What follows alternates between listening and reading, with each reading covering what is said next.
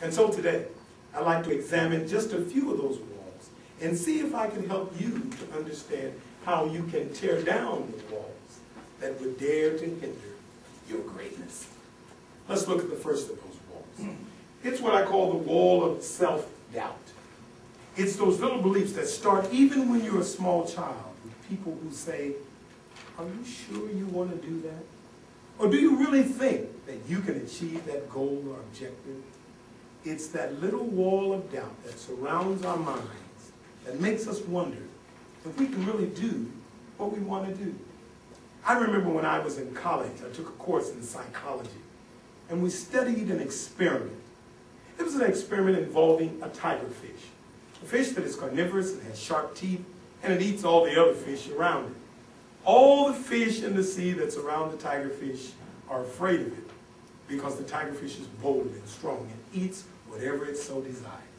They took the tigerfish and put it in a bowl with other feeder fish around it. And when the tigerfish got hungry, boom, just like his nature, he ate the other feeder fish. But then they did something. They took a glass wall and they put it in this fish tank. It divided the feeder fish from the tigerfish.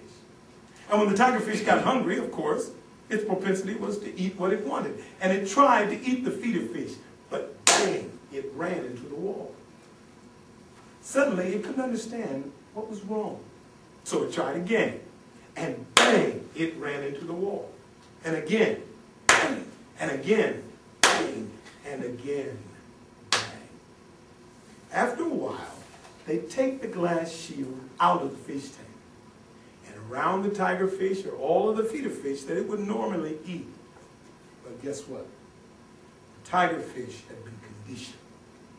And now with food all around it, the tigerfish doesn't even try to eat. In fact, it dies in the midst of all of that food. You see, friends, I believe that not only fish can be conditioned, I believe that human beings can be conditioned as well. We run into that glass wall, bang, again, and again, and again. And soon, our paradigm becomes, why even try? It probably won't work anyway. And we develop a paradigm and a thought process that makes us doubt the abilities that we have. I believe we live in the greatest country in the world. A land where you can be born of biracial parents with an absentee father and ascend to be the president of the United States of America. But there are many people who doubt that ability. And with all the opportunities that surround them, with the walls of self-doubt that they build in their mind, even in the greatest land in the world, they won't even try because they have never learned how to tear down the walls of self-doubt. Well, what's the second wall? It's called the wall of mediocrity. It's the wall that we build in our minds and say, you don't have to stand out. Come on, everybody can do that. You're no different than anybody else. I always speak of my parents. My mother, she passed on about 8 years ago. My dad is 92 and looking for another young wife. But the reality is that they taught us some things. And they had a poem that they quote to us. They say, once in life, a task begun. You do your job until it's done. Be it great or be it small, you do it well or not at all. They taught us that you don't want to be average or mediocre in whatever you do because there is greatness in you. Ascend to the very best of your capabilities. I love football. I love Vince Lombardi, the great coach of the Green Bay Packers. Lombardi won more championships than practically any coach in the league. And someone asked him one time, Coach Lombardi, how is it that your teams are so great? He thought for a moment, and then he said this: a good team will do something over and over until they get it right.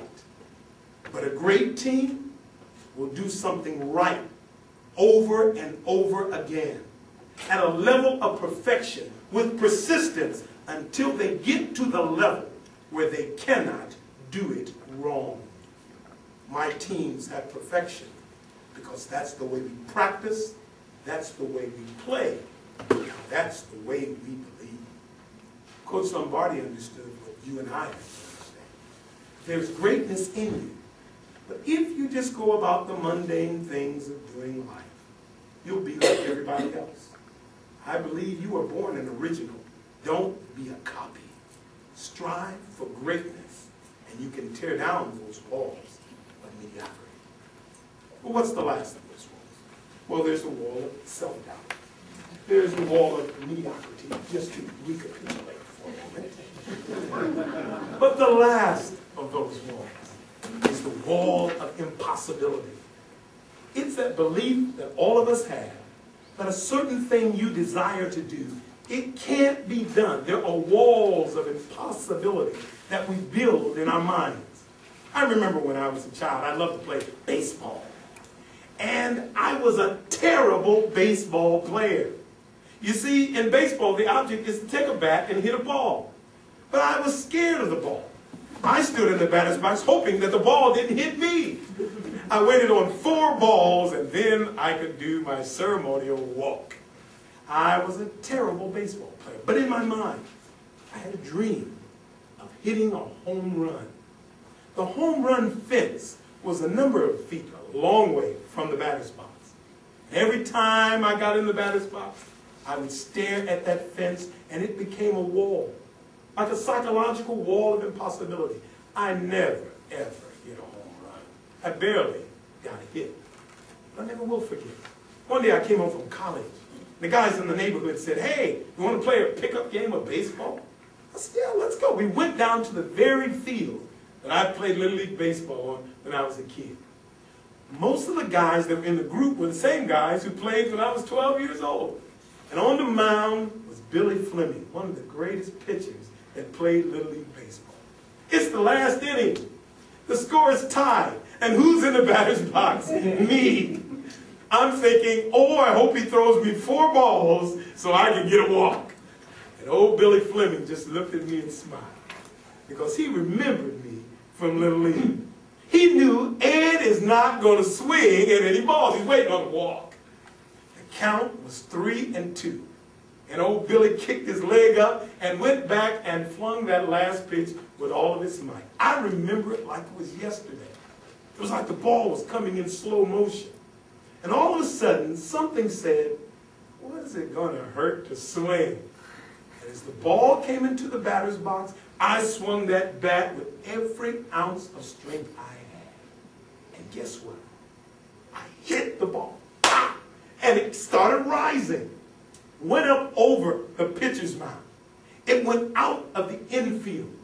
It went deep into the outfield. And guess what? That wall, that home run fence, that fence that all of my life I thought was impossible to reach, that ball sailed clear over the home run fence. And I said, wow! Shouted around the bases. My teammates were waiting, and they were all patting me on the back. They said, "Ed, way to go." And you know what happened?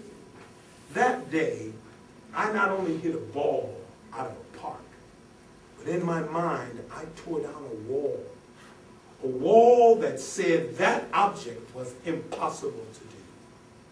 I came to tell you there's greatness in each and every one of you. But before you can pursue and achieve that greatness, you've got to tear down some walls. Walls of self-doubt, walls of mediocrity, walls of impossibility. And if you in your heart and mind realize that the skills, talents, and abilities you have are yours and yours alone, pursue them with a passion and with excellence, you can tear down all of the walls that would dare to hinder your greatness. Mr. Toastmaster.